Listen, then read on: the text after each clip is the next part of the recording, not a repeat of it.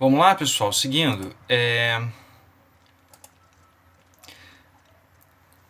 Espécies de execução. Existem 5 espécies de execução, das quais 3 delas nós vamos ter que conhecer a fundo, tá? Eu vou falar essas 3, nós vamos expor ela nas próximas aulas e vou também citar só de passagem as 2 que nós também vamos acabar vendo mais rapidamente lá no final, tá? A primeira é a execução para entrega de coisa, tá? Tá no artigo 806, tá bem? O que quer dizer uma execução para entrega de coisa? Essa execução pressupõe, por exemplo, que um juiz tenha determinado em uma obrigação de fazer consistente na entrega de um bem, um carro, uma bicicleta, um quadro de arte, um cachorro, seja o que for. Tem que ser uma coisa, tá? ou considerado coisa. Então, o juiz determinou que o réu tem que entregar para o autor o bem tal. Não sendo entregue voluntariamente pelo réu, o autor pode exigir isso, né, no procedimento de execução. Nesse caso, a gente chama de cumprimento de sentença, certo? Então, esse tipo de execução quer dizer que o réu vai ser obrigado a entregar para o autor, né, um bem, sob pena de quê? Sob pena do Estado juiz forçá-lo a fazer isso, a fazer a entrega da coisa. Tá? Tá no artigo 806, repito.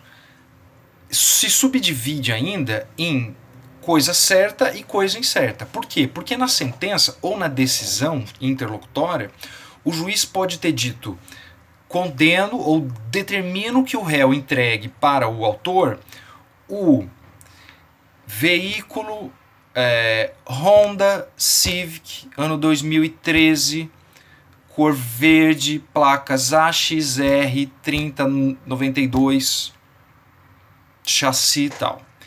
Esse bem é muito específico, então a gente chama ele de coisa certa. Então, se o juiz disse que o réu tinha que fazer a entrega desse bem para o autor, a gente está diante de uma possível ação de execução ou de um cumprimento de sentença, né, de entrega de coisa certa. Agora, nessa mesma decisão, o juiz pode ter determinado que o réu entregasse para o autor um veículo Honda Civic verde 2013 e não disser a placa e não disser mais nada. Quantos Honda Civic 2013 verdes existem no Brasil? Pode ser que tenha milhares. Então, esse bem ele não está especificado, ele é incerto. Então, neste caso, a ação correta é uma execução para entrega de coisa incerta, tá bom? Mesma regra aí do artigo 806 e seguintes. A outra espécie de execução é a execução de obrigação de fazer ou não fazer. Então aqui a gente já não está mais falando da entrega de um bem, seja ele certo ou incerto, e sim da prestação de um serviço. Ou seja, o juiz determinou que o réu cumprisse uma determinada atividade. Então vamos supor que contratualmente você tratou que o réu iria pintar um quadro, tá? E passou o prazo e ele não pintou esse quadro, tá? Você entrou com uma ação para que o juiz dissesse que você tem o direito de forçá-lo a pintar esse quadro, que ele tem o dever de pintar esse quadro. Passado o prazo, essa decisão transita em julgado e o réu não cumpre. Então, nesse caso, surge para o autor, para o exequente, né, o direito de fazer cumprir pela força coercitiva do Estado, né, esse dever do réu. De quê? De pintar o quadro. Aí aqui entra obrigação de fazer ou de não fazer, tá? Então, se for de fazer ou de não fazer, a parte autora aqui vai pedir para que o juízo tome as ações para que o réu cumpra isso.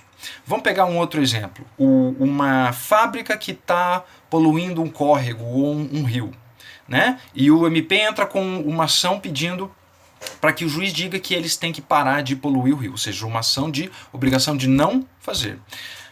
Uma vez procedente essa ação, e a fábrica que prossegue derrubando dejetos lá no córrego, surge para o autor o direito de executar, ou seja, de fazer cumprir essa decisão. Como? Forçando eles a irem lá enfim, pararem de poluir. Como é que isso pode ser feito?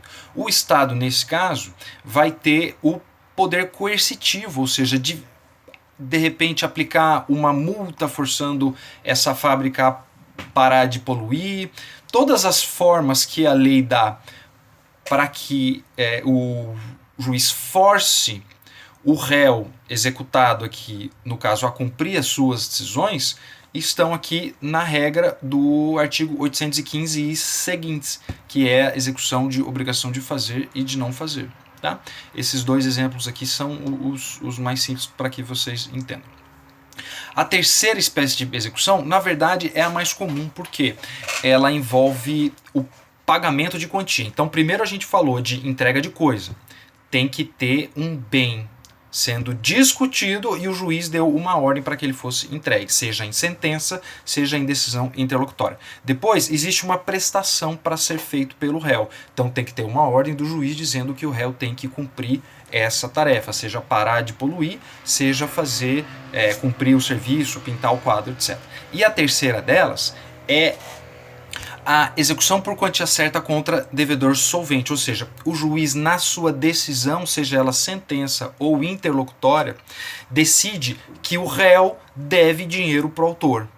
Não pagando dentro do prazo, surge para o autor o direito de executar, né, essa decisão via cumprimento de sentença. Tá bem? Então, nesse caso, a regra vai ser a do artigo 824 e seguintes. Aí vai ter penhora, vai ter expropriação. Né? O autor vai poder pedir para o juiz para que o réu pague em 3 dias, sob pena de ter um imóvel penhorado, ter uma conta bloqueada. E aí o Estado juiz vai tomar aquele tipo de medidas que a gente chama de coerção e 2 de subrogação. Em todos os casos, quando é possível, o juízo vai agir com coerção, ou seja, forçando a parte a cumprir aquela decisão. Aí pode ser prisão no caso de alimentos, pode ser multa, pode ser pôr o nome do réu nos órgãos de proteção ao crédito e, né, daí vai. Se for subrogação, o juízo não faz nenhum tipo de pressão no réu. Ele apenas vai lá e toma o bem. Ele bloqueia o bem e faz a penhora. Nesse caso, a gente está aqui falando de expropriação. Tá? Então, existe uma diferença entre um Estado que age com a coerção, ou seja, faz pressão para que o executado cumpra, entregue, pague, etc., e a outra em que ele se subroga, ou seja, ele vai atropelar. Ele não vai pedir para que você faça a entrega do bem, ele vai dar uma ordem para que o oficial vá lá e tome o bem. Tá? Um vai ter a expropriação, no outro vai ter a coerção. Tá? Subrogação de um lado, coerção de outro. Existem ainda 2 espécies de execução. São elas: execução contra a fazenda pública. Ela é bem específica. Por quê? Não se pode fazer bloqueio e penhora de bens da fazenda pública, ou seja, do Estado, tá? Em todos os níveis. Então, nesse caso, a regra precisa forçar o Estado a cumprir de outra forma. Qual é a mais comum que a gente conhece? São os precatórios. Tá? Isso está no artigo 910 e seguintes. Aliás, está só no 910, né? É só um artigo que trata disso. E por último, a última espécie de execução é a de prestação alimentícia. É muito importante e tem um procedimento próprio. Por quê? Quando você trata de dívida alimentar, a forma do juízo forçar a parte a pagar não é a mesma de uma dívida comum. Em uma dívida comum, o juiz vai aplicar uma multa, ele vai colocar o nome do devedor nos órgãos de proteção ao crédito, ele vai fazer o protesto do nome dele, ele vai achar formas coercitivas, né, do réu pagar. Nesse caso, ele pode até pedir a prisão do réu. Não é uma prisão penal essa, tá? É uma prisão também coercitiva, mais gravosa e específica desse rito de execução de alimentos. Por quê? Porque a dívida ela é diferenciada. Ela não é apenas uma dívida comum. Ela é uma dívida de alimentos, ou seja, tem a ver com a subsistência do autor, do credor. Por isso que o código também no 911 traz as regras específicas para isso. Pessoal, o meu tempo chegou ao fim aqui. Nós vamos ver esses 5 tipos de execução a partir da próxima aula, tá?